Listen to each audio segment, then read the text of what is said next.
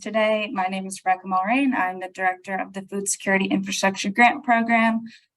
So to start, I'm going to go through a quick presentation. It's mostly just covering what we've accomplished in the first two rounds of the program, how we've pivoted since originally creating this program as a response to COVID, and where we see the program going in the future. After that, I will open it up to any questions, comments, or concerns that you all may have. If you do have any questions about the presentation, please save them to the end. You can use the raised hand feature and I will go through those and answer any questions as they develop.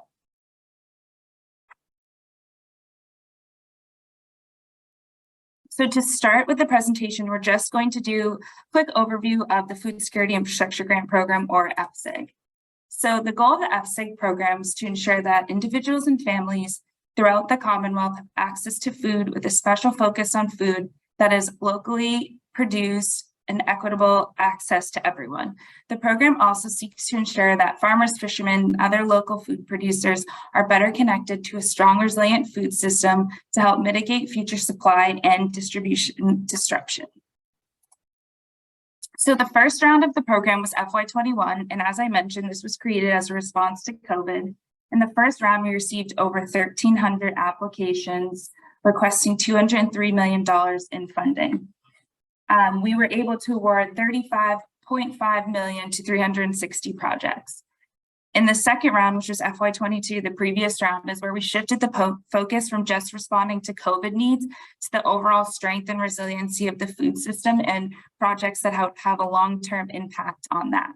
In the second round, we received 587 applications requesting $97.2 million in funding. And we awarded $27.5 million to 147 organizations.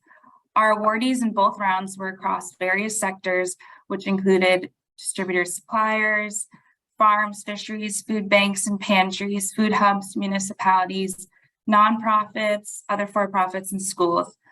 Some of the accomplishments from the first round was we were able to make local fresh food production more efficient and accessible, which allowed more produce to be distributed and sold in state. We are able to lower the cost of production, which in turn has made food more accessible to lower income communities, and increased the ability of distributors to partner with SNAP, EBT, and other food assistance organizations as a result of lower costs and higher efficiency in production. So from the first two rounds, we've been working really hard to gather feedback that will help us better this program in the future. We do have an ongoing feedback survey that we encourage everyone to participate in. You can find it on the Food Security Infrastructure Grant mass.gov website, and it is currently open. We've been using the results from this feedback that we've gotten and continue to get to shape the upcoming RFR round and application. To date, the survey has shown us that the most common funding needs are construction updates, kitchen equipment, especially in our schools, vehicles, technology upgrades, program expansion, including increasing staff to accommodate food insecurity increase during the COVID-19 pandemic. The largest barriers that we found affecting the role of the food system are lack of transportation access to communities in need, which we consider last mile deliveries, old buildings, equipment, high prices. We found smaller organizations have struggled with finding partnerships to decrease costs while increasing their impact, and supply chain issues have just continued to make the market more competitive. So what's next for the food security program? So the RFR, which is the request for response, along with the application, will be posted mid-January following the conclusion of this Q&A session and the one later this week. Each application will be open for 6 weeks, and each applicant will be allowed to submit only one application for projects up to $500,000. This is a reimbursement grant, so all awardees are required to pay for any costs up front, and then they will be reimbursed by the Commonwealth at a later date following approval. So for this round, we are moving it out of FY23 and completely into FY24, which means that you will have an entire calendar year to complete these projects. So while we're posting the application, and we'll be doing the review and the awarding and the contracting during FY23. These projects will not be starting until July 1st, 2023, and we'll have until June 30th, 2024. So an entire calendar year to complete them. We're hoping that this will help with some of the ongoing supply chain issues and delays, as it is unlikely that we'll be able to extend any of these grants after the FY24 cycle. So I'm just going to quickly go over some of the standard program criteria for the FSIG program. I'm not going to go into depth into all of them, but if you have any questions after I go through them, please absolutely flag them and I'm happy to discuss further. So eligible projects will allow applicants to strengthen and improve the resiliency of the food system while allowing greater access to fresh, locally produced food. Projects will support immediate and long-term needs of the Commonwealth's food system. These include, but are not limited to, food storage, processing, delivery equipment, food safety equipment, such as coolers, thermostats, vehicles for distribution of food products and meals, purchase of food processing, washing, and packing equipment, information technology needs, regional projects that address or study systemic causes and impacts of food insecurity throughout the Commonwealth, and projects that intend to increase long-term resilience to drought or extreme weather events. Our scoring is done by a multi-department panel, so Executive Office of Energy and Environmental Affairs, where the grant program is out of, also works with our Agriculture Department, Fish and Game, Department of Public Health, Department of Transitional Assistance, among others, to make sure that we're having a comprehensive set of eyes and skills to review all of the application. Proposals must include adequate budget with quotes for each line item of that budget. And then some of the evaluation criteria, again, this is everything but high level. What we look for in these applications are the potential impact to the Commonwealth's food system, ability to address the demonstrated food insecurity challenge, ability to ensure equity, economic impact and need of the project, the feasibility of the action plan, sustainability and scalability efforts, and collaboration. So what's new in the FY24 round from the previous round?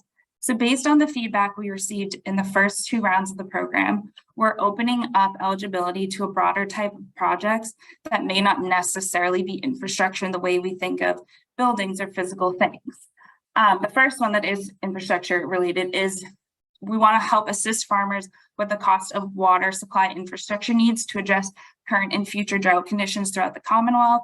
An example of this is technology upgrades such as drip irrigation for farms and greenhouses that allow you to use water more efficiently.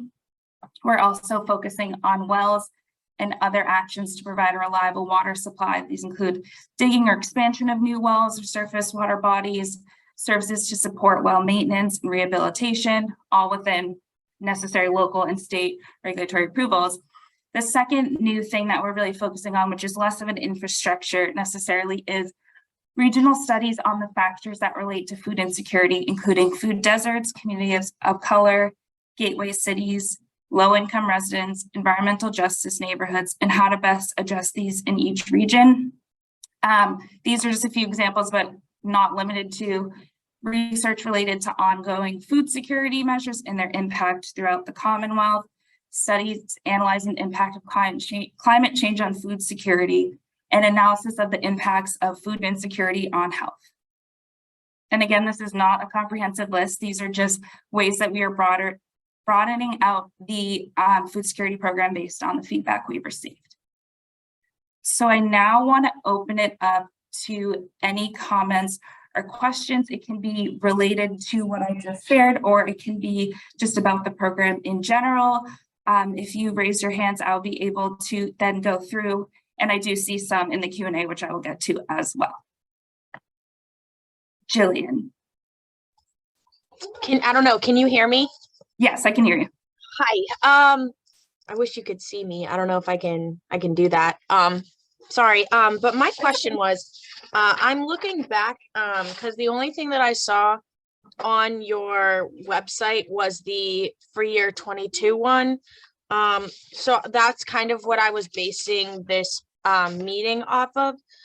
So one of the things that you even went over was the what was under Exhibit A, which was the purchasing of food processing, washing, packaging equipment, produce, and food sorting. However, under the prohibited expenditures, it says costs associated with purchasing or consumption of food. Yes, so food like washing and packaging equipment, not necessarily the food itself, you can purchase. So we're only prohibiting the purchase of actual food items. If that makes sense. Okay. Yeah, so, okay, thank you. Yeah, absolutely. Ellen. Thank you. I have a couple of questions. It took me a little while to get on, so I was just wondering if your slides are going to be available. If I put Yes, my they will also be posted. Okay, great. On the website or Yes. Okay. So my question is, and it's pretty specific to our group. We founded during COVID, so we don't have like a 20-year infrastructure going on, and we're just trying to adapt to needs, of our organization. And so I guess what I want to say is we're not a farm business per se. We are not a 501c3 per se. We're more like a mutual aid group that sort of sprung up that is trying to become those things. And obviously to become those things, you need money. So would we be eligible in our current form, or should we be, searching for that fiscal sponsorship? And, so that's my sort of basic question, because I'm very, very, very interested in this grant, because we are looking at doing a retrofit of our space and have already applied for grants and got one, and this would be absolutely amazing for us. Yeah, absolutely. So there are no restrictions, like not being necessarily a farm or like fitting into one of the categories that I described. We open it up to anyone who feels like that they could benefit from this to apply. The only thing I'd be cautious of is that since it is a reimbursement grant, you would need to have the funds available to upfront any purchases before you were reimbursed by the state. Well, we would probably wait and be fiscally intelligent that way. Yeah. The other question I have is, so many groups focus on a certain region, whether it's countywide, which is a little more rare in Massachusetts, or a town or citywide. And we just have kind of gone more like ecosystem wide. And, we've sort of, we're also very word of mouth. So we encompass a few communities. And so I'm wondering if that's okay, or does it have to be specific to a town, a city, or a county, or a pre-designated region? No, a lot of our projects, especially those that distribute food to it across the Commonwealth. So the only stipulation is that the majority of your business has to be done within Massachusetts, but it's not restricted to specific regions. It is. I mean, we do a little bit with New Hampshire and Rhode Island, but the reality is sometimes those barriers stop people. Like I'm a half a mile from another community, and and it's also another county. And so Absolutely. Sometimes those artificial barriers really stop something that I could literally walk to versus, do you know what I mean? So Thank you very much. I appreciate it. And I'm looking forward. Oh, one last question. Sorry to be taking so much time.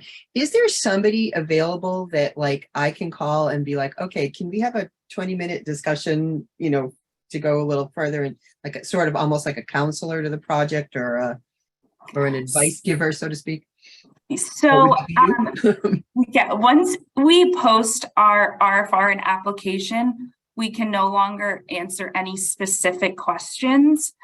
Anything answered will have to be answered publicly and then posted on our website. And when I say specific questions, I mean specific to your project. You can ask questions about the overall grant program, and we just have to answer those publicly. But these few weeks between these sessions and when the RFR is posted, you can feel free to email me and I can help address any specific questions. And I will leave my email in the chat in case anyone else is falling in the same place. Oh, thank you so much, Rebecca. That Absolutely. is so helpful. And, Yeah. and I look forward to hearing what other folks are curious about. Great, thank you. Frank?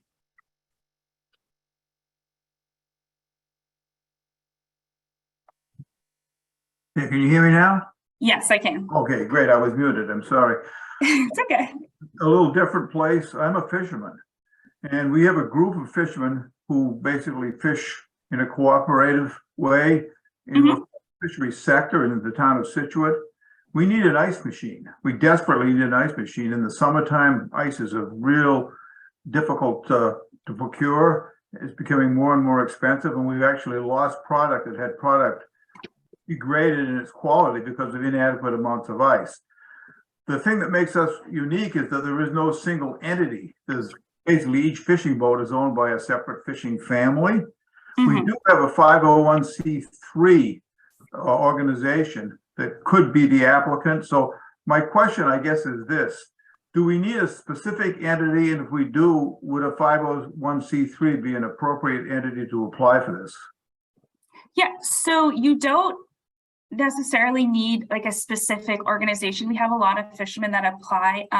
You need an EIN number or your social security number for the grant, but we have a lot that apply like just under their specific boat's name. You can also, if you want to make a collaborative group with others and apply that way, but there's no obligation to have an already pre-set up organization. You are allowed to apply as an individual entity. Okay, one thing I had thought about, let me just throw this out, was because it's relatively simple and cost effective to do, would be to set up an LLC with all the boat owners as shareholders in the LLC. Would that be advantageous, or is that just superfluous, do you think? So that might be the easiest way on your end to do it, because say you were having one person apply, but it's for multiple different people, all of the reimbursements and stuff would go to just that one person. Then you would have to distribute amongst whoever you're collaborating with. So it might be easier for you to have like a joint LLC or something that everyone is an authorized person on. Okay, that's great advice, and I appreciate it. I'll be following this as it develops, and we're very interested. So thank you for your time. Of course, thank you for coming. Mickey?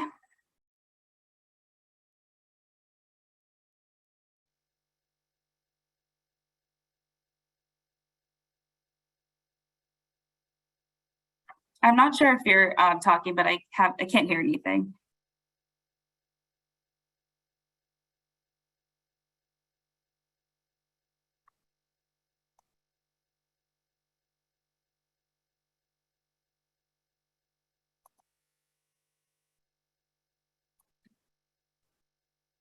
Can you hear me, Mickey?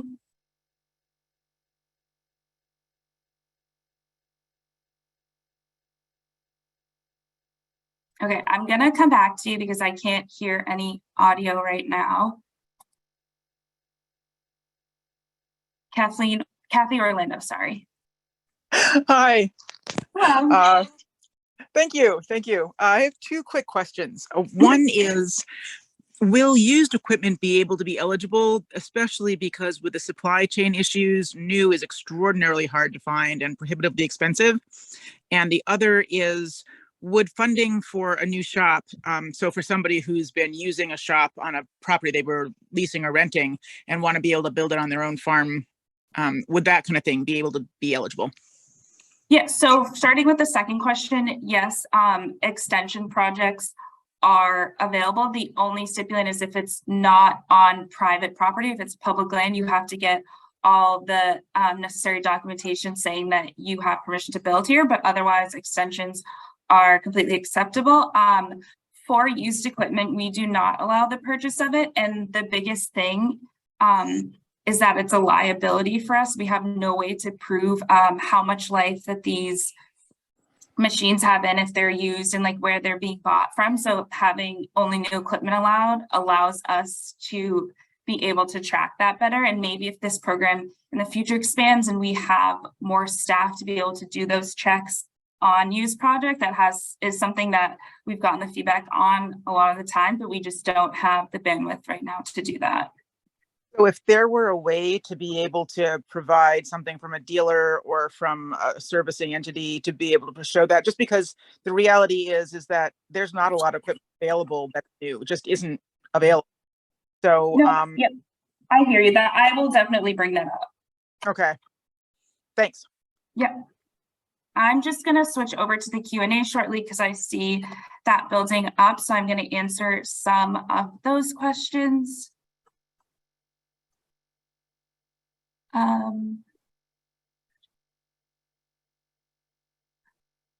So Glenn, I'm reading your question about market match fund for farm markets. That sounds great. Having a grant match is something that we do look at. So if you can match part of the funding for your project that we're funding, that's great.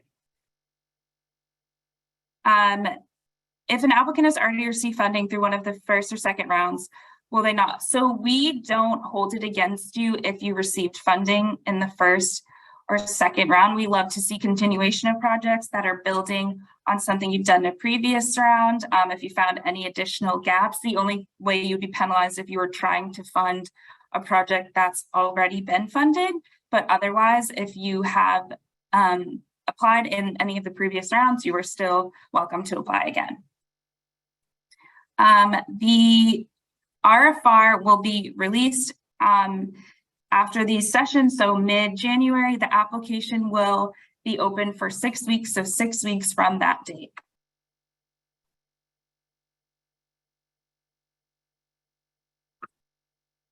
So I see a question about if the Farm Service Agency has in the past provided loans that help with the upfront expenditures for awards. I do not have experience with the Farm Service Agency. I'm gonna ask Ashley if she can provide any insight on that. Sure. So if loans are used as collateral, I don't see that being an issue. I do know that different organizations such as the Mass Food Trust have provided bridge loans to applicants as part of the FSIG process. So I don't foresee that being an issue. I hope that goes to the question. Thank you, Ashley. Another question says, I work with many farmers who have needs such as helping improving existing structures, new roofs, etc. Is there money available for projects like that?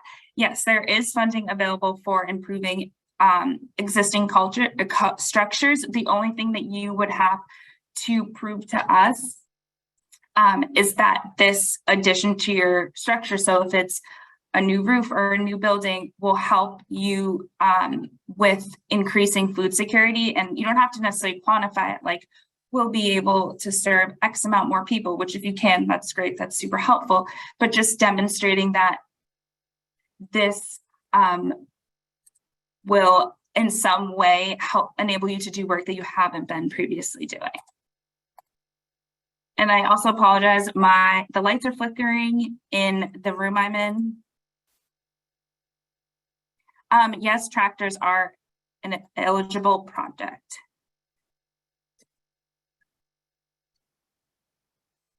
So this question is about technology as an approved expense. Can you please address whether monthly subscriptions costs for cloud-based tech services like donor databases will be eligible? So we do allow some subscription costs for cloud-based tech services for the duration of the grant, but it is with the expectation that once the grant cycle is over, you would be able to continue to take on that expense. So we could do like a one-time setup cost or a subscription, but the expectation is that after that time period is up, that the awardee will be able to continue that subscription and be able to pay for it.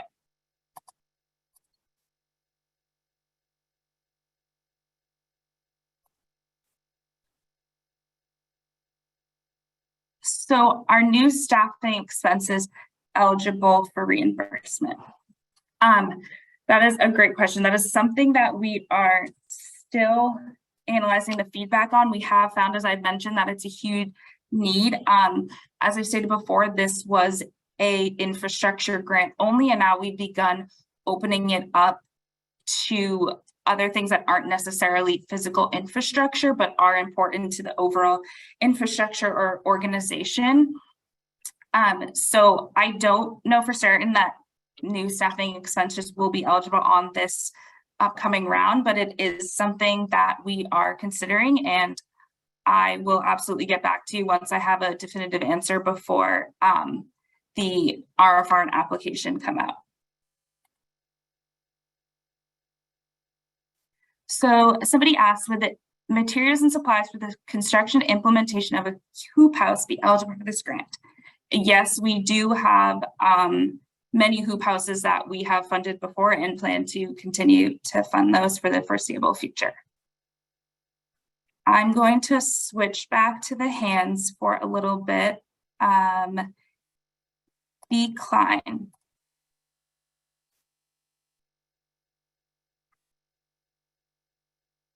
Oh, thank you. You answered my question. I had the FSA loan question, so I'm all set. Great, thank you. Thank you. Liz? Hi, just making sure you can hear me. Yeah, it looks like you can. Yes. So I'm kind of building off of Kathy's question earlier, and it's that equipment is hard to come by, but more importantly, it's taking a year sometimes to fill those orders. And I know there's a very strict test to be done within the grant period. So I'm wondering if the state has some exceptions for beginning the purchasing prior to grant award to ensure that we could get the order in within that year timeframe, because we've had a couple of things come in and it took 18 months to 2 years. Yeah. So with the purchasing of equipment, you can't begin it until you have your executed contract. So that's your contract that's signed by both you and by the state. We're hoping that we're giving ourselves such a large, or I guess it's like large time, but more time than we had in the previous 2 rounds, where we were doing this all in one fiscal year, to be able to start the contracting in the fiscal year before means that once you have that executed contract, even if it's for before July 1st, you can begin purchasing. So we're hoping that it will be more than a year's time. So you by July 1st will already have had everything in your hands and have already started all of that. Fantastic. That makes a lot of sense. Thank you. Of course.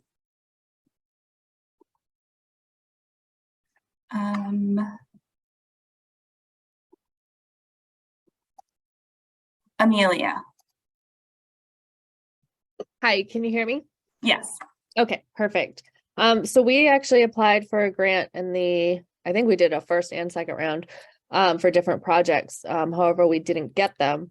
Is there someone we can review our grants with to Yeah, get feedback so that we know, how to apply better the next time? Because we didn't ask, I think the last project we asked for like $30,000, which, out of 500,000, that's not a huge ask. And it was for something like obviously critical to our operation. We're a food manufacturer. So we're just looking for some feedback in order to be able to write them more effectively in order, in hopes of getting the next round. Yeah. So after every application is reviewed, we compile feedback. This is for both accepted and rejected applications, which you can email me at any point and I can send you, basically it's the spreadsheet that we use to score all of the grants from both rounds, and it will have specific questions or comments from your reviewers.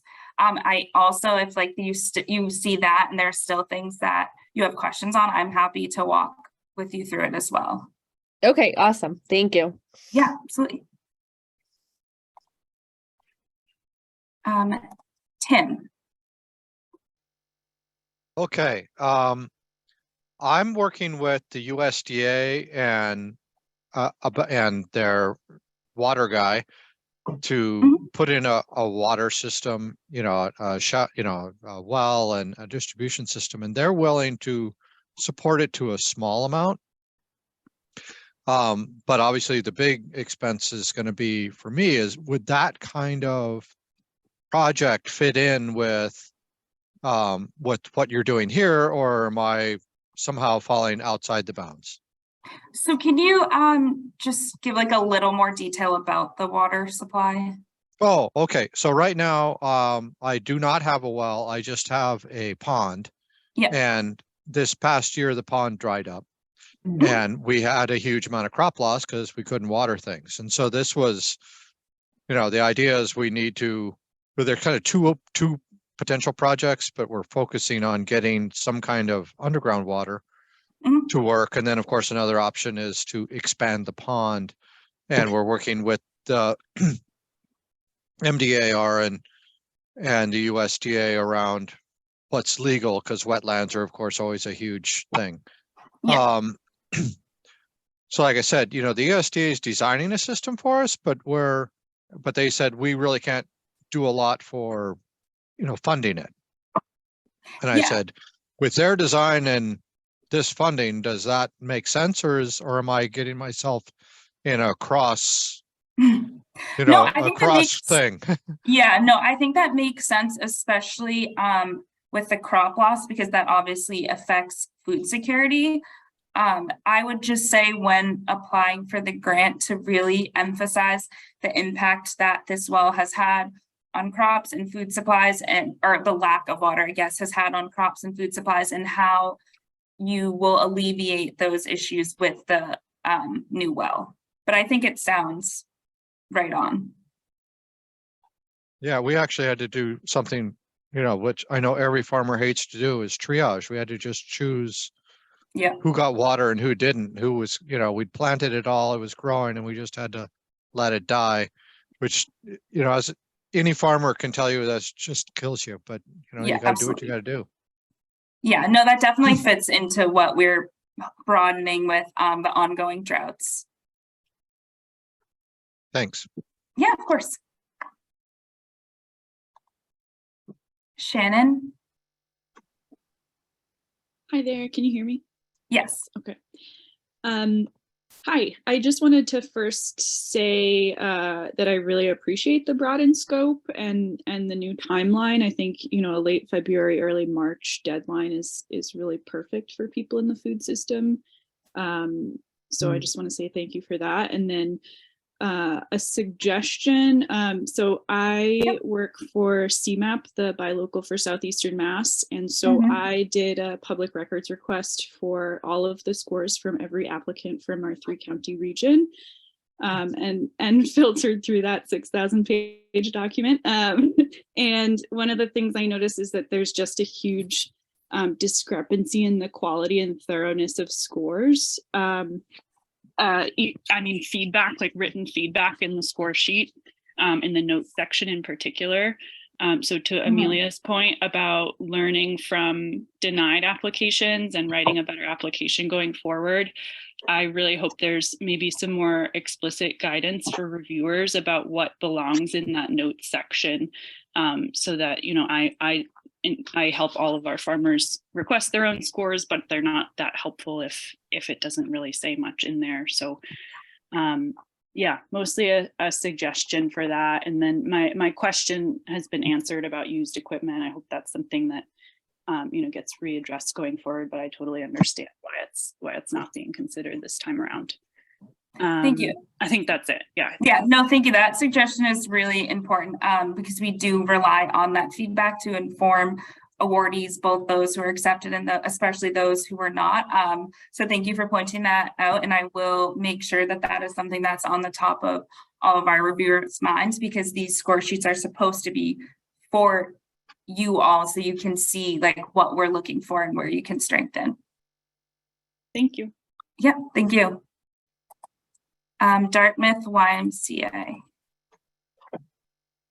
Hi, my name is Ashley. I am the farm director at the Dartmouth YMCA. We have two food security programs at the YMCA South Coast does, but the farm has been around since 2006. Everything we grow is donated to local food pantries.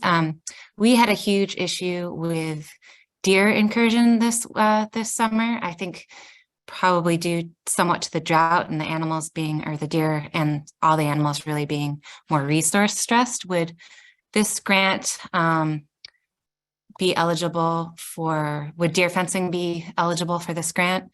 That's one question. And then my second question is there another MDAR grant that is specifically towards not food, well, it's food safety as opposed to food insecurity or food security? Is there a food safety grant as well that MDAR funds as well? Yeah, so I'm going to let Ashley speak on MDAR.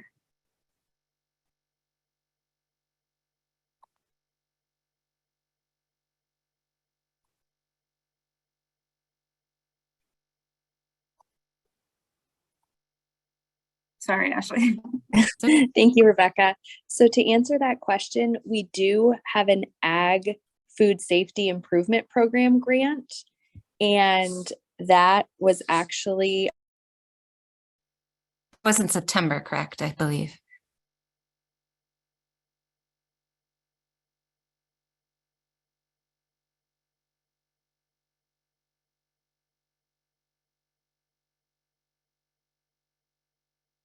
Sorry, I'm not sure if Ashley just dropped off. Can you hear me now? Yes.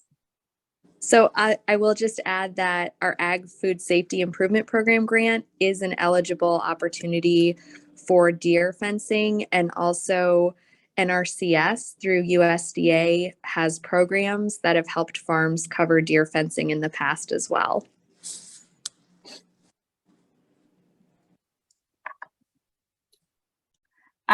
For food security, I'm not sure if in the past we have funded any deer fencing through our programs, but as Ashley said, there are opportunities within MDAR for that. Mickey, I don't know if you still have a question or if you can hear me now.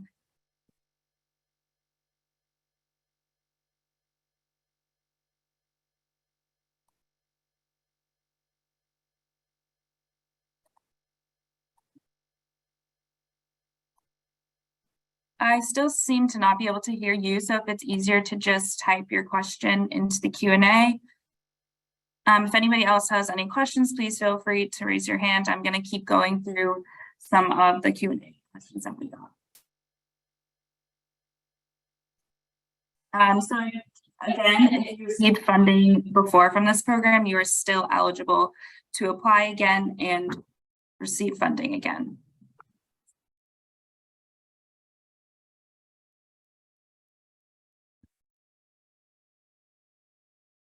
Somebody asked, is construction of a new storage facility eligible or only updates to an already existing structure?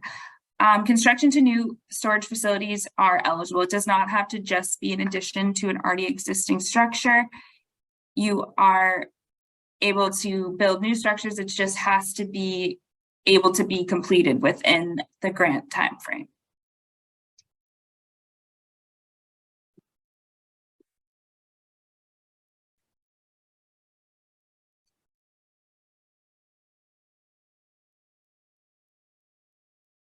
So somebody asked about the dates again for the application. We have not posted the new application yet, so any of the applications on our website are old. The new applications will be posted following these Q&A sessions sometime in mid-January. My question is for farms, is there a timeline when the farm needs to be operational? Example, 2 or more years. So for the grant, we have been working with farms already operational, adding to their business to expand to increase food security. I'm not sure if you're asking if farms that aren't operational can still receive funding, but the idea is that when you're receiving these items, that they'll be in use, because we ask at the end of the grant cycle for you to report on the increase in food security that you were able to accomplish with the addition of these new projects. If I'm not reading that question right, though, please feel free to clarify or ask another. Somebody asked about greenhouses, yes, we do fund greenhouses and we will continue to fund greenhouses. We are focusing on greenhouses that have drip irrigation or some type of water preserving measure due to the ongoing drought, but we absolutely will continue to fund greenhouses.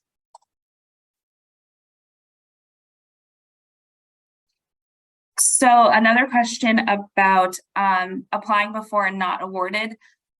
Every time that you apply, there will be a score sheet as mentioned available. As it's been brought up, we do on our end need to make more of an effort to make sure that these score sheets are more helpful and beneficial to those who are receiving them. You can also additionally email me. I am happy to jump on a phone call or a Zoom call and talk through your application. But once the RFR is posted, everything will have to be answered publicly. So there is a short window between now and then where you can ask specific questions related to your project. If it's just feedback from a previous round, I can at any point answer that. But once the RFR is posted, I will not be able to answer any specific questions related to your project.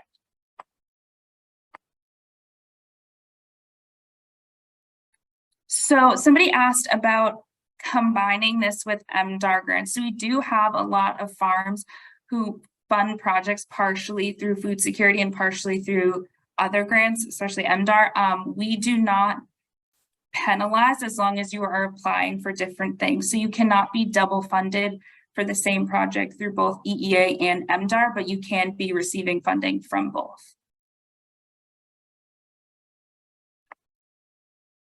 So somebody asked, does the grant cover labor to build the project like installing overhead watering in a high tunnel or installing electrics for new shallow well?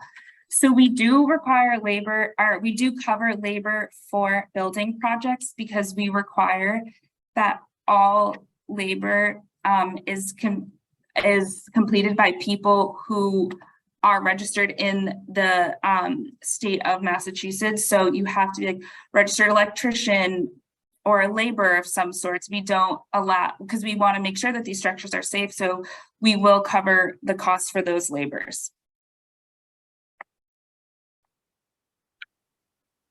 Farm stands are eligible, including existing farm stands.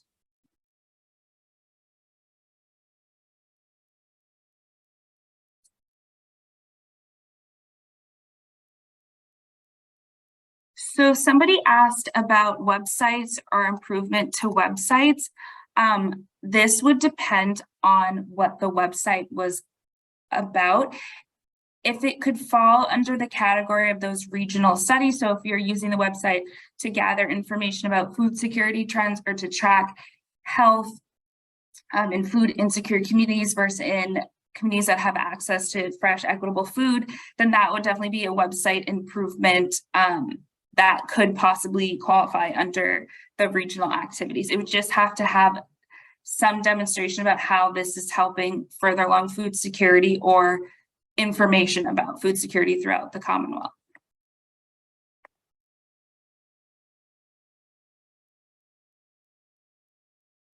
So if you applied for a grant in the past, but you didn't get funded for a portion of that project, you can reapply for that portion that was not funded. You just cannot reapply for something that has already been funded through this grant, unless it is a continuation or a part of that was not funded previously. If you have been accepted for an MDAR grant, does that affect your eligibility for this grant? No, as long as you're not applying for the same thing. Would an electric pickup truck for a farm business or food security group be appropriate? Yes, electric pickup trucks, all electric vehicles are great.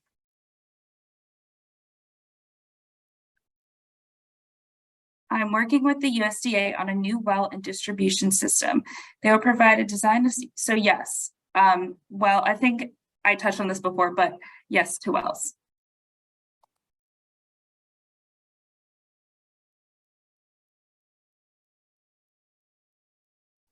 So somebody asked, I know there was a question about the community served through the initiative. I wanted to clarify if a college located in Massachusetts would be eligible to apply. The majority of our students are from Massachusetts and are also low income or have high food insecurity.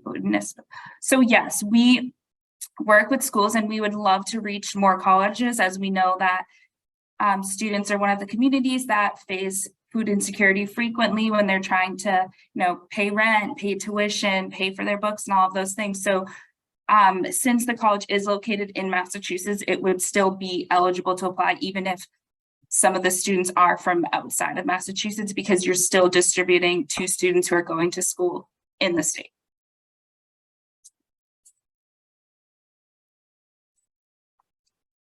If you start a project and complete it, then receive funding from this grant, can you be applied to the project? So for this grant, any purchases made before you get your executed contract will not be eligible for reimbursement. So once you have all the contracting documents, you'll sign it and you'll send it to us. The state then signs it and it gives you a date, and that date becomes your effective date for the grant. So say it's June 1st and the grant cycle technically starts July 1st. You can begin purchases on June 1st and they will still count, but anything before that executed date will not be eligible for reimbursement.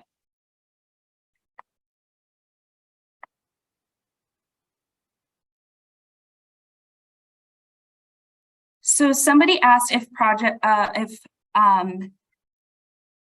farmers can lump multiple projects into a grant application. If so, can one part of the project be accepted while the other is rejected? So yes, farmers could lump together if there's like a regional project that would be benefiting all of them, like a well or some sort of water supply, then yes, absolutely.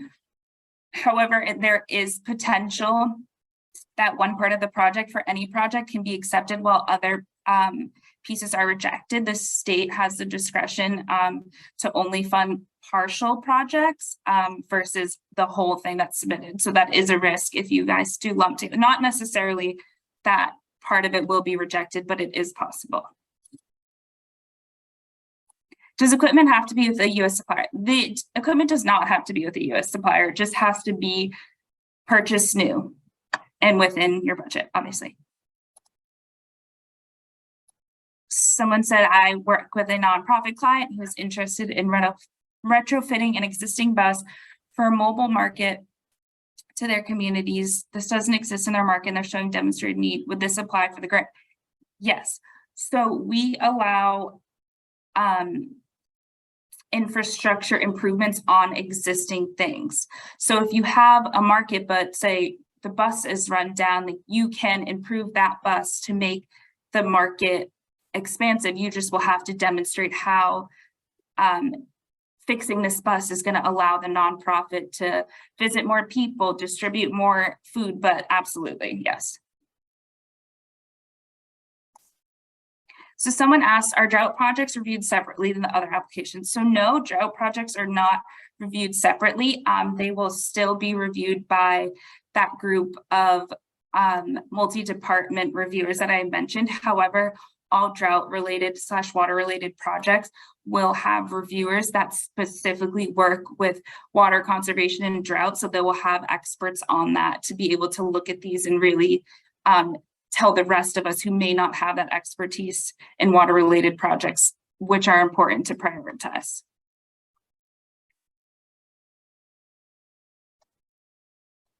Also noting another one on used equipment.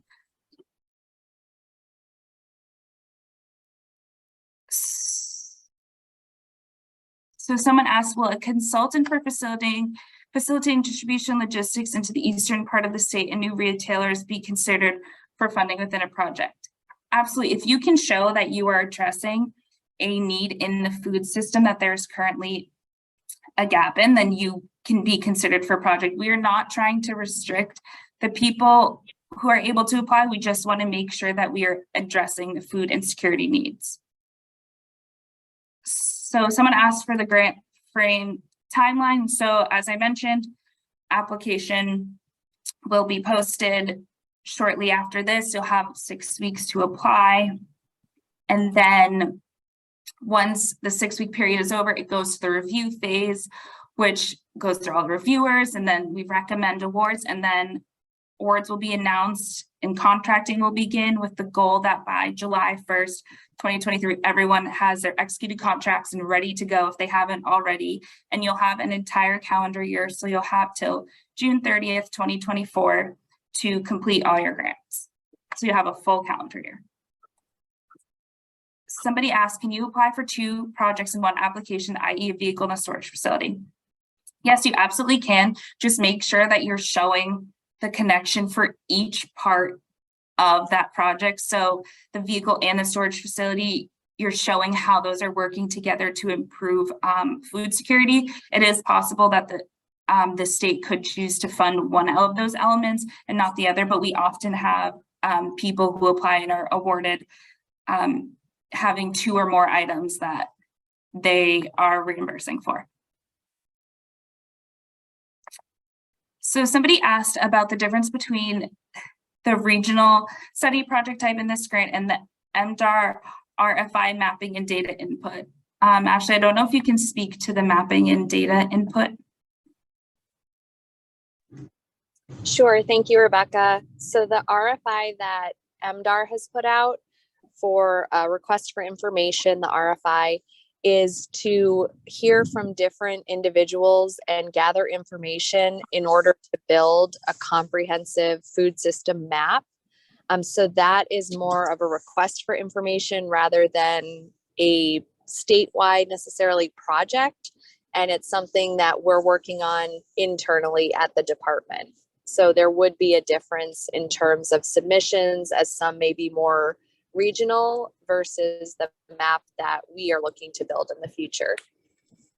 Thank you, Ashley. Someone asked if expansion or building of a farm store qualifies. Absolutely. Does a mobile poultry processing unit qualify for this route?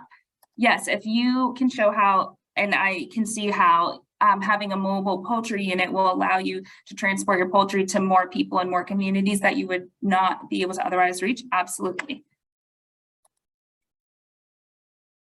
So somebody asked, to follow up on eligibility and years of experience, are there any requirements on how many years of experience a farmer needs to have? So there's no requirements on how many years of experience a farmer needs to have.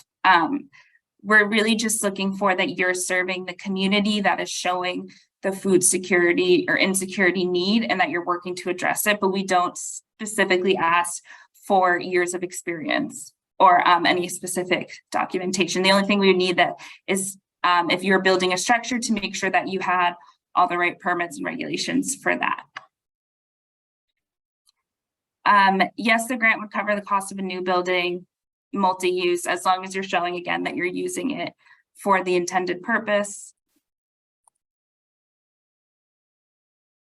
So can a grant cover costs related to a vehicle, such as fees to garage, insurance costs? That's a great question. For vehicles, we only cover the cost of the vehicles. So once you have a vehicle, you're responsible for other fees. Related to that, we will not pay for signage on vehicles, and we don't pay for any permits. Vehicles are not even with construction, but we will cover the vehicle itself. And looking at electric vehicles is something that we would love to see more of.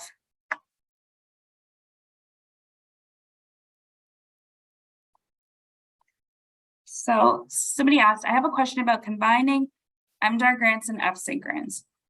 Often we have farmers applying for large capital intensive projects where the max funding for one grant cannot completely cover the project costs. Are farmers eligible to receive partial funds for the same building project as long as one grant doesn't cover the cost of the entire project, or if the status of an MDAR program is unknown at the time of application? Thank you for clarifying. So these are the ones that Ashley and I and the rest of MDAR work really closely together on. There's no problem with and Ashley can also speak to this if I misspeak on anything. The issue is not in the collaboration of funding projects using both MDAR and EEA resources, but you cannot submit for the same thing. So if you were submitting for EEA for a new greenhouse and MDR for something else, that's fine, but we cannot double fund something that you're already approved for.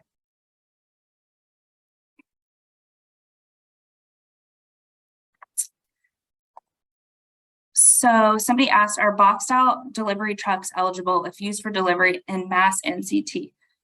So we do have a few awardees, I shouldn't say a few, we do have a good amount of awardees who do business outside of mass, and we understand that that's essential to the businesses. We don't require you to not do delivery or business outside of mass, but the majority of your business has to be done within state guidelines. So solar panels, we have not had any solar panels, but I think if you're using it to lower costs to be able to make food more affordable or helping with growing or supplying or whatever, then I absolutely can see the case for solar panels.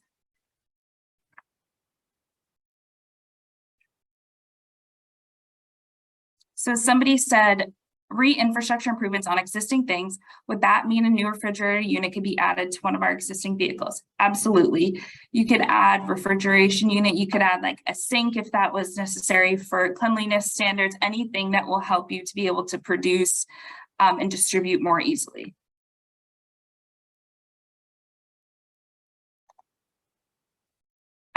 Someone asked, is there a covenant with this grant requiring the land remains in agricultural production? Ashley, do you happen to know on that one? No, there's no requirement in the grant that it remains in agricultural production. And if there is an APR component, we like to see that noted in the application, just to be mindful of that in case a special permit is required. But there's no requirement in the FSIG application that it's in a covenant for ag production. Thank you. It looks like past RFRs required quotes, if an applicant needs to go through public bidding process for construction, does that process need to be initiated or completed prior to the grant completion, or just show some evidence of market research? That is a great question. If you're applying for something with construction that needs to go to public bidding, obviously there's a long time between when you're applying to when you're going to actually be building the project. So you don't have to have all of your things completely lined up and locked in, because I know those often require deposits or some type of good faith money down. But you do have to show that like you've looked at how much these things typically cost, and that's what you're basing your budget on. So even if it's not the exact company, the exact model that you go with, you'll have to show some type of quote for the equipment that you're purchasing, and that will be used to determine how much funding to give you for that specific line item.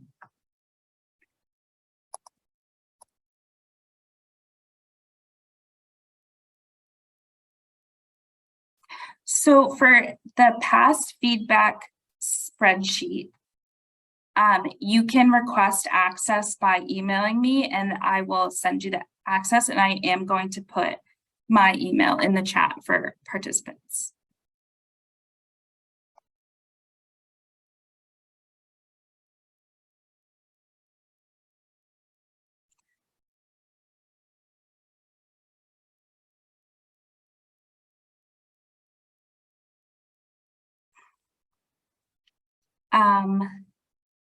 For new buildings, when would you, so you would just need to have the permits.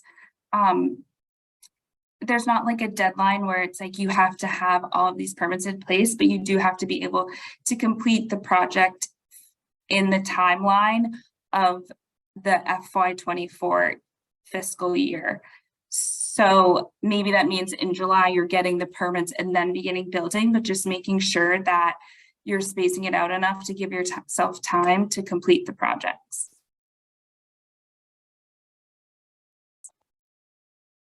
Somebody asked about hay storage. Again, if you can show that this is a need for your program and for food security related issues, then you can apply for it.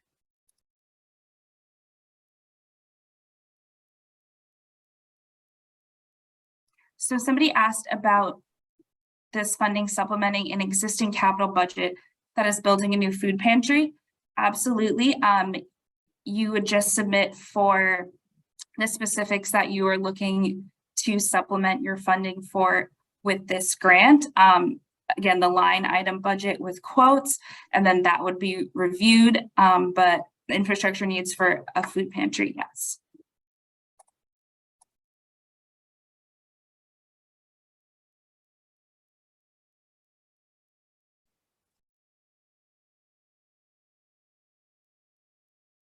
So at this time, the grant does not cover staff salary, but as I mentioned, that is an ongoing need that was identified and feedback that I'm going to bring back.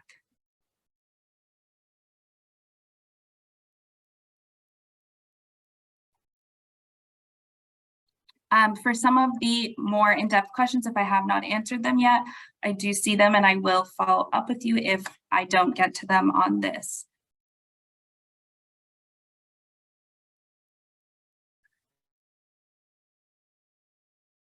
So somebody asked if there will be any funds for cost overruns and supply chain issues from the previous rounds and projects that remain complete. You could reapply for those items that didn't get completed. So we wouldn't be able to fund cost overruns, but say your budget went higher than you expected, so you cut out items that you were previously going to purchase, but you didn't have the funding anymore to, then you can reapply for those items. But you won't be able to fund items that are already funded that just ended up costing a little more than anticipated. Somebody asked to clarify if we apply for 400K, we receive funding for part of the 400K. Is it all or nothing for a grant request? So grant requests are not all or nothing. We analyze each line item of the grant request. If your entire request is accepted, or then you'll get a contract for 400K, or we might give you partial. So if we see one item in it that we don't, that doesn't fit the criteria, then say we'll fund you for 350K and take out that one item. But it is not an all or nothing. And you also do not have to accept if you get like a contract back and it doesn't look right to you. You can absolutely like come to us and talk to us about that, but it's not all or nothing.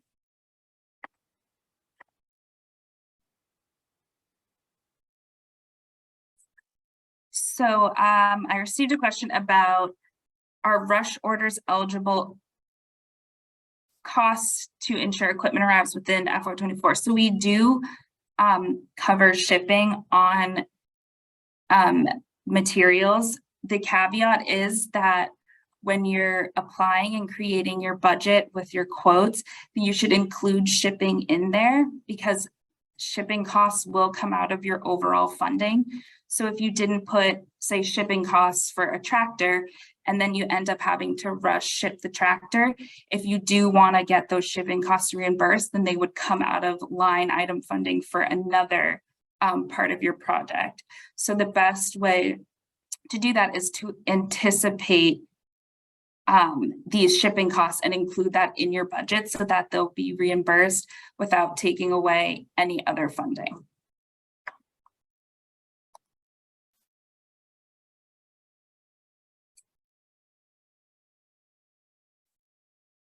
So someone asked me to repeat about solar panels.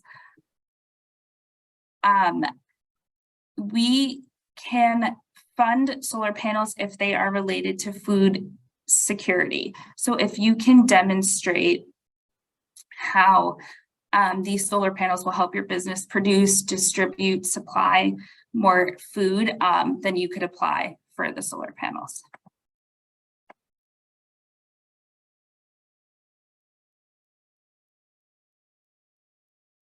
So somebody asked, if we received an MDAR grant that doesn't cover the full costs of this project, would this grant be able to cover additional costs if they are applied to separate expenses? Yes, so you can apply to supplement a project as long as you're not applying for items already approved. And we do work with MDR, so we will check that to make sure. But yes, you can supplement. Talia, I see your hand is raised.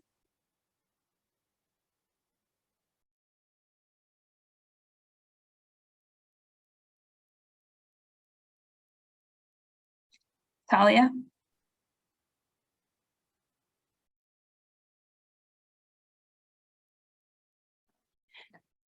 Hi there. Our question was already answered. Sorry. Oh, no, that's okay. Thanks. Sorry. No worries. Thank you. So somebody asked again about foreign bought equipment. Yes, you can. It does not have to be a US distributor. It just has to be able to be received on time, but you can order them from overseas.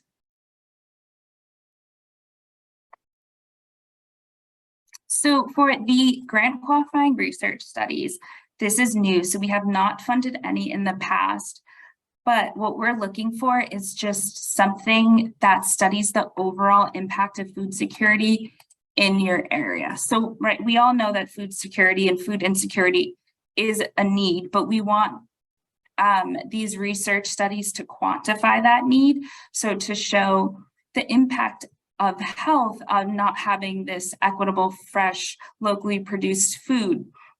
Are people suffering? Are they facing more health issues related to this? How can you show that? It could also be gaps in the food system that you see. So if you do a regional study of all of the farms or fresh food suppliers in your area, and you could note there are not enough based on all the people in the population in the area, that could be another example of a regional study. So we're really just looking to identify those gaps that still remained, if there are any things that are working well in your region or where you see improvement.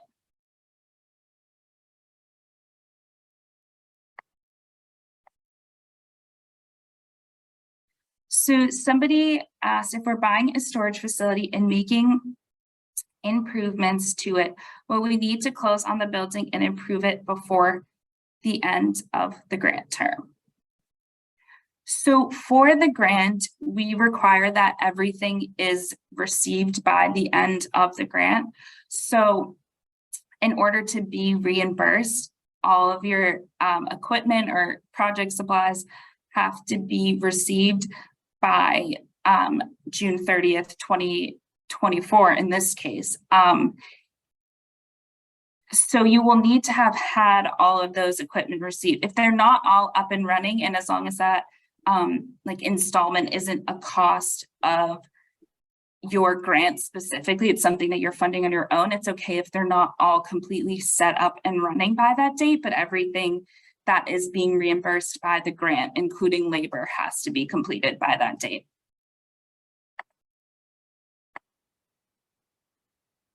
So somebody asked about applicants to include the potential for inflation and rising costs. So we don't currently have a mechanism for that when creating the budgets, but I will note that as feedback to bring back. What has been happening in the previous rounds when there has been an increase in inflation or rising costs is that awardees can reallocate between their own budgets. So you can pull money from different line items and shuffle around funding. But since funding is so limited, we don't have a way to increase award amounts. But I will definitely take the feedback about a way to include that potential when making the budget, because I think that is an issue that we have seen.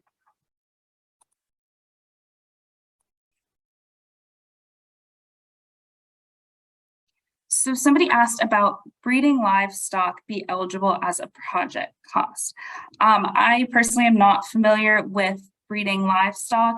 So my follow-up question would be, are you looking for machinery? Because we could fund machinery or buildings or structures related to farm stock, or is it another specific expense? Because we do fund butcheries and things like that. So if it's like a machine that would help with the breeding, again, I don't have any insight on that, then that is something that we could fund.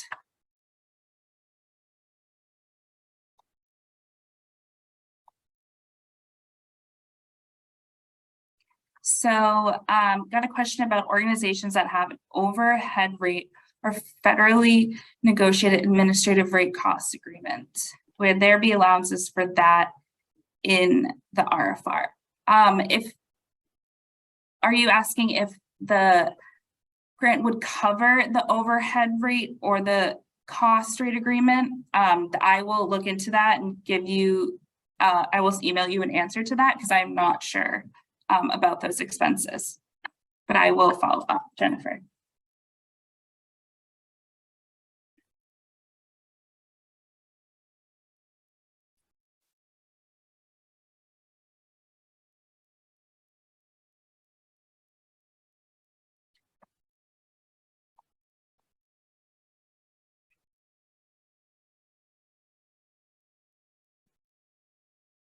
So somebody asked a question about the expansion of the food security program and how we're going to continue to supporting various sectors that we already fund. So the Food Security Infrastructure Grant Program was created to be multi-sector. The idea was that all of our food system participants would be working together to increase food security. So this was never restricted to just fisheries or farms or nonprofits or schools. It's open to various sectors, and it will continue to be open to various sectors. That way that we can address multiple needs instead of just focusing on one area. We'll be able to strengthen overall food system. And we're not trying to take away from funding from any specific sector, but we really want to make a robust food system as a whole and not just in certain areas.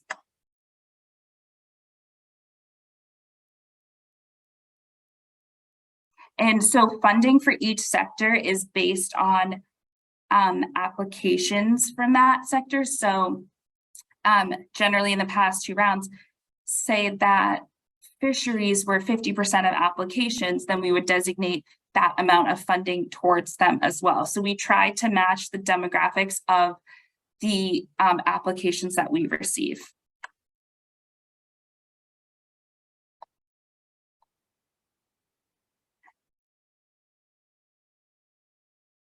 Amy, I see your hand up. Yes, hi, thank you for taking my question. So my question is, how much money funding is there available for this round of funding this year? And how many anticipated awards does the group think that they're going to give out? Yeah, absolutely. So we have 28.5 million in funding available for awards. For reference, in the last round, FY22, we gave out 27.5 million to 147 different awards. So I would expect numbers to be around the same in terms of the number of awardees, but it is all dependent on the size of the projects because we may get a lot of larger projects or a lot of smaller projects, but it should look similar to the previous round. Thank you. Yeah, absolutely. Jesse? Yeah, thank you. I was the one that asked the question about breeding livestock, and the question was really the idea of purchasing breeding livestock animals as capital assets to be used in the production of food. It's not specifically called out, but not specifically prohibited either. So I just wanted a little more clarity. Yeah, I will have to follow up on that. I'm not sure where that toes the line with purchasing actual food products versus infrastructure, but I will get you an answer on that.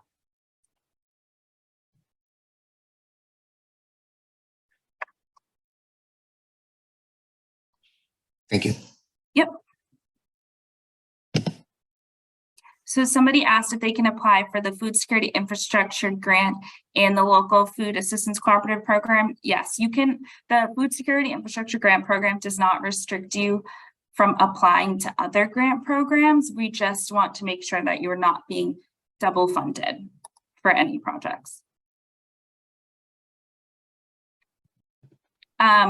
You can apply for, I'm assuming this is referencing deer fencing.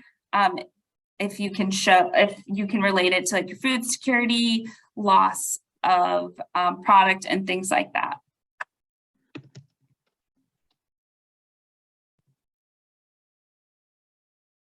I see another note about the used refurbished equipment, and I do want to say that I really do understand and I hear all of the concerns on them, and they are extremely valid, and it is something that we are ongoing talking about.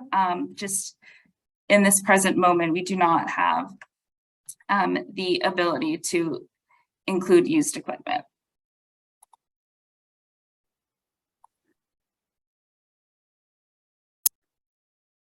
Oh, fencing for more pasture, yes. If it's an improvement to your farmlands or any part of your project, then yes. Sorry for misunderstanding that one.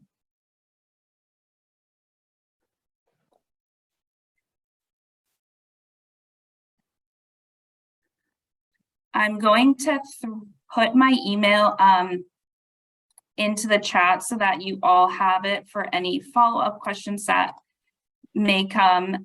Please continue to send any questions that you have now. I will continue to answer them to the best of my ability, and we'll follow up on any of those that I have not been able to get you an answer to today. I see some hands are up, but I don't know if they're hands from previous questions. So I'm just going to go through anyone who has their hand up, and if it's a question I already answered, just feel free to say that. Ellen? Yeah, I had asked in the chat, but I wasn't sure if I couldn't hear if you answered it. It was the question about land or purchasing or leasing. Is that included? Yeah, so we have not done any land purchases in the previous round because we want, like, how would the land be used, I guess, is my first question. Well, like, I'm actually quite suburban, and there is, believe it or not, an empty plot of land next door that somebody owns that could really be amazing for bunch of raised beds. It's just like perfect, and we could also put like a growing space up there for winter growing, hoop houses, you know, whatever it is. And so it would be basically to purchase that land or other land that we find in a real suburban setting, suburban or peri-urban. Yeah, so I don't know that we've done land purchases in the past. I will follow up to see if that is going to be allowed under the loosening of the project types. I would just say for that, you would have to be able to really quantify the impact that having these raised beds would have on your community, which I don't think would be extremely difficult to do. Yeah, I mean, because, you know, you go from not feeding people with all that food to Exactly. You know? And once again, you know, we are not just one community, so I'm a little concerned about how that will impact. Yeah, so we are pushing for more regional projects. So we're not looking for just in your community. Your community, like, community is a loose term that I've been using. It could be the 4 towns next to you. Super, thanks. This has been super helpful, by the way. I really appreciated hearing what everybody had to say. Very interesting. Thank you. And you've been great with the answers too. Thank you. Okay.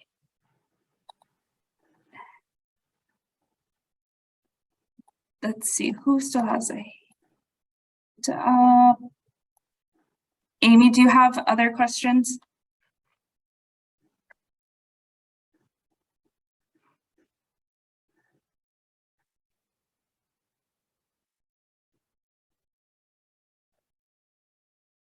Dartmouth YMCA, do you have any other questions?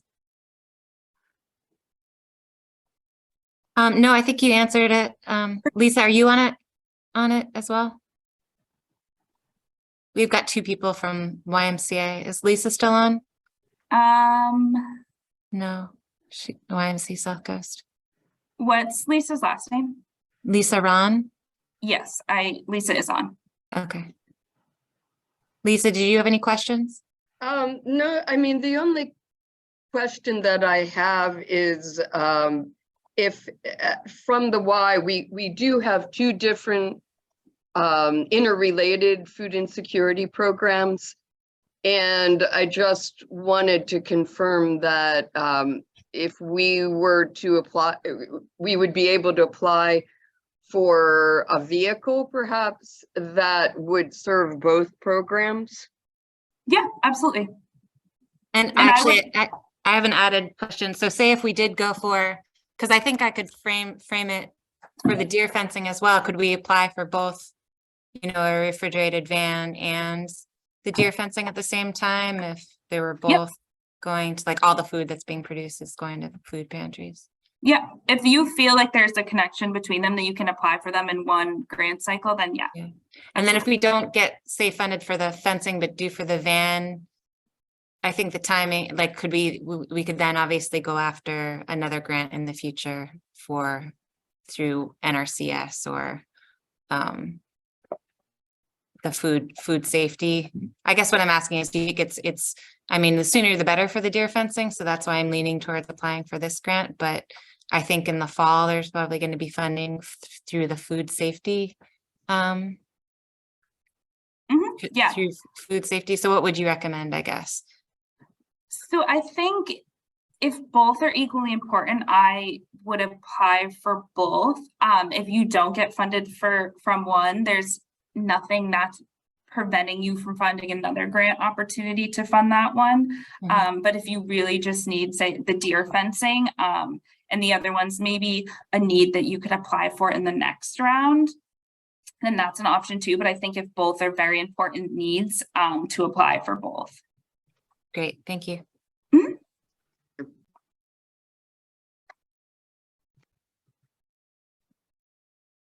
There's a question about an indoor farming setup. That is something that you could apply for. And somebody asked, could grant money cover pasture fencing supplies as well as labor costs for installation, looking to fence a 50-acre area? So yeah, we will cover the fencing supplies as well as the labor costs, because as I mentioned, we require them to be registered in the state of Massachusetts for their work. So we will cover those labor costs. Just make sure when you're doing your budget that you're including those labor costs explicitly in your budget.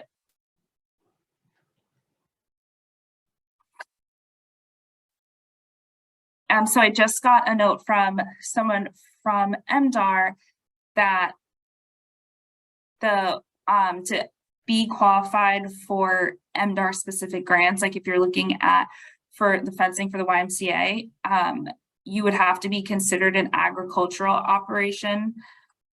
So I think if you don't have that consideration, then I would apply for all of the funding under FSIC. So that was a note specifically for the YMCA. Thank you. Thank you. Yeah. Jillian? Hi, I just had a question about, so I was looking at I actually like kind of took a picture of your PowerPoint so I could go back over it.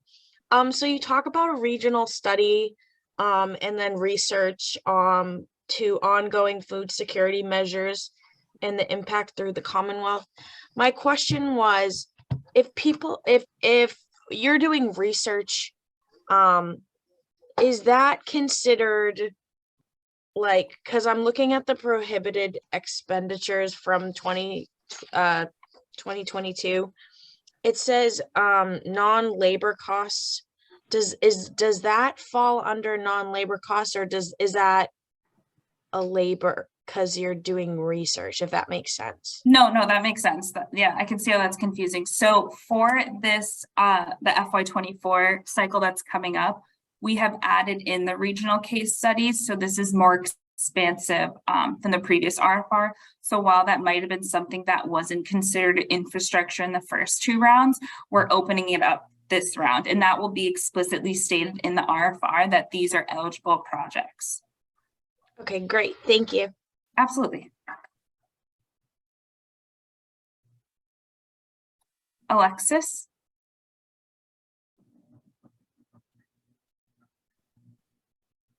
Hello. Hello.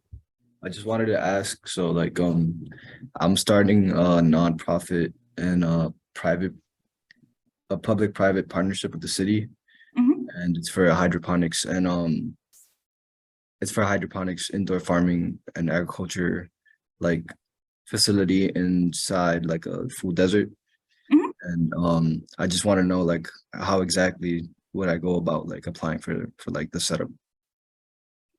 Yeah, so what you do once the application is posted, the main things that you'll need to gather is you'll have to make a budget, and then so it has to be anywhere between $0 and $500,000. That's our max. So you make the budget, and with the budget you'll need quotes. So basically you're shopping for the items you're going to get. So say you were doing an indoor greenhouse and you specifically needed these items, you would show from a vendor, this is how much these items cost. And this is how much I'm allocating in my budget if it's including shipping, just breaking that down. So those are the main research pieces that you'll have to do prior.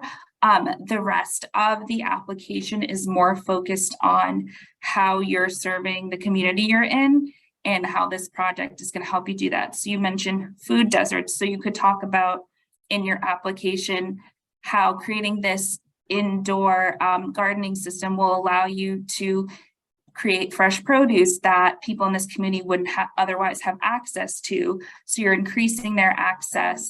You may be able to give it to them for free, which will help with the money aspect related to food insecurity. So you're really just demonstrating how this project is going to help you help your community. Okay, thank you so much. That was Yeah, really helpful. absolutely. Yeah. So in the Q&A, someone asked, is there any consideration giving to small orgs that do not have professional grant writers?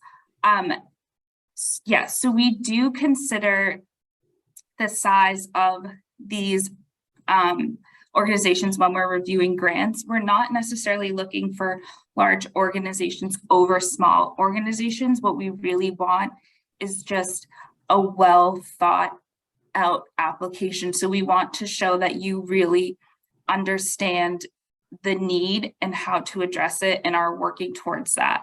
So it doesn't, so you're not going to have points taken off if you don't have the best grant writer available to help you with your application. We're really just looking for you understanding the demonstrated need and how this project is going to help alleviate that need specifically in your community or your area.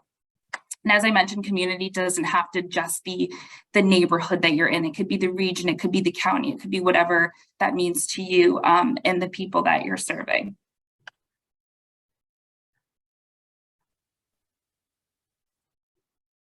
So I don't have any more questions in the Q&A or see any more raised hands. So if anybody else has questions, please feel free to use either of those mechanisms. I put my email in the chat, so please email me if there are any questions and I'm happy to help.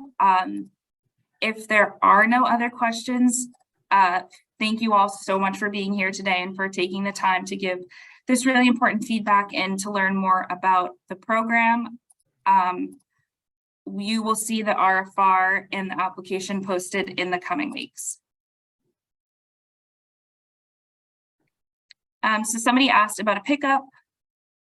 We have a pick your own operation that requires a trailer to transport customers to the field. Yeah, so you could request for a trailer. Again, it just unfortunately has to be purchased new for this round. But if it's something that you're using for your operation, absolutely.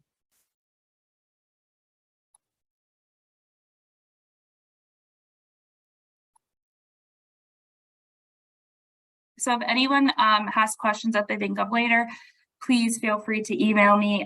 If no one else has any other questions, then thank you for being here. You do not have to stay all the way till 3. I know that we all have a lot going on, but thank you again for being here.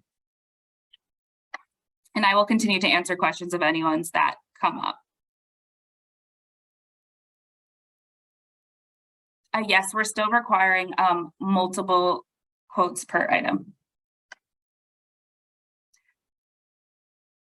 So we don't review applications on a first come, first served basis. We don't even look at the application until after the application period has ended. So everyone gets reviewed at the same time. What we do is once all of those are received, then we split them between our reviewers. This is sometimes based on expertise. I mentioned as if it's something specific like drought or water related initiatives that other departments wouldn't know, but you get multitude of reviewers, usually 2 to 3 from different organizations within the state that will review it, but it's all reviewed at the same time. So there's no penalty or incentive if you apply right away versus applying at the end. All will be weighed equally. Yes, we are still requiring letters of support. Yeah, so somebody asked about multiple quotes per line item. So in our previous applications, we've asked for multiple quotes per item. So say you're doing something like a tractor, we would want to see 2 or 3 quotes to show that you've shopped around and this is the going rate for a tractor. So again, we're not holding you to any specific, like you have to buy this one from this manufacturer, but we just, for approving the budget, finance needs to see that this is the ongoing price for this specific item.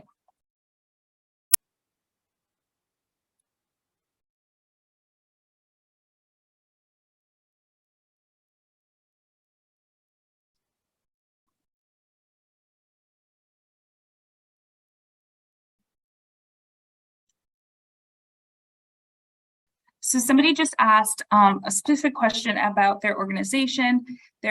A farm wants to buy products in expert time as a consultant.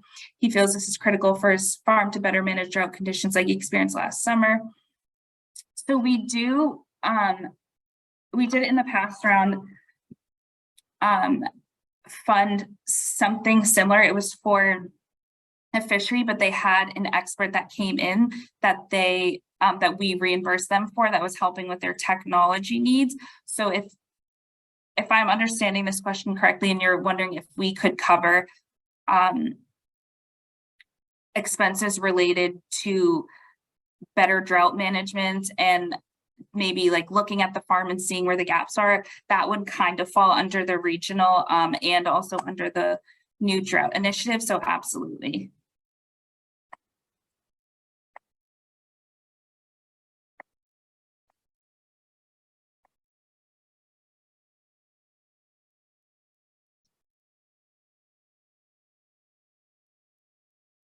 Again, if you don't have any other questions, please don't feel obligated to stay on, but I'm happy to stay on and continuing to answer any that come up.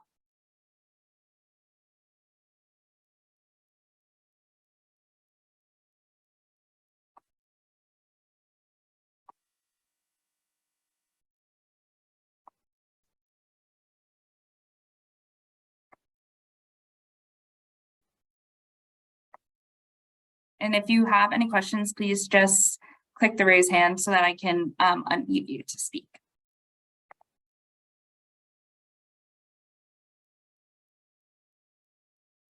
So yes, all requests have to be for new equipment and we do require quotes.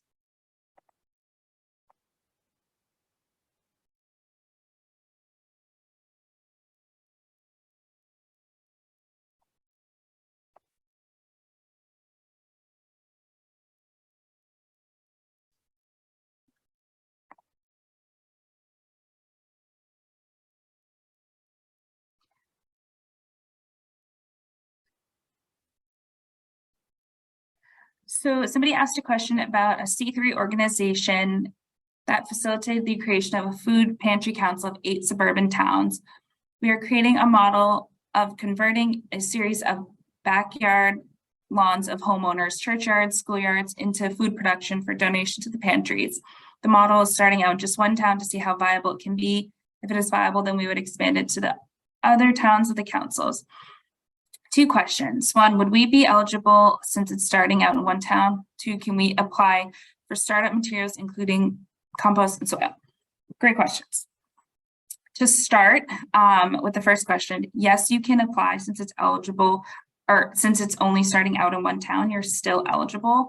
We don't require awardees to necessarily have these huge, large scale projects. Obviously, that's great to see, but that's not the reality for many small organizations.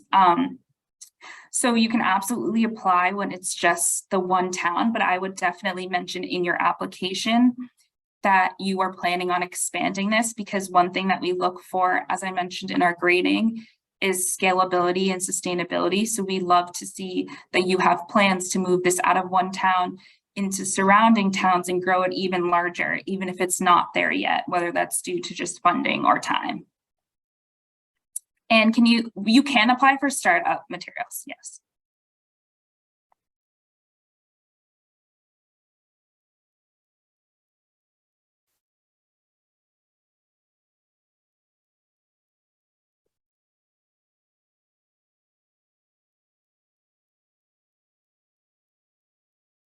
And again, I will post the links to this recording as well as the PowerPoint to the main food security website on mass.gov if anybody missed anything.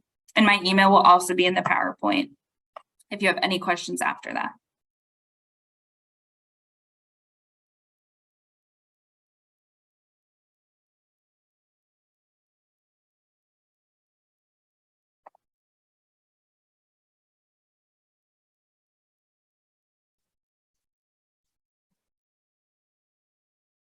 So if there are no more questions, I will end here. Thank you guys for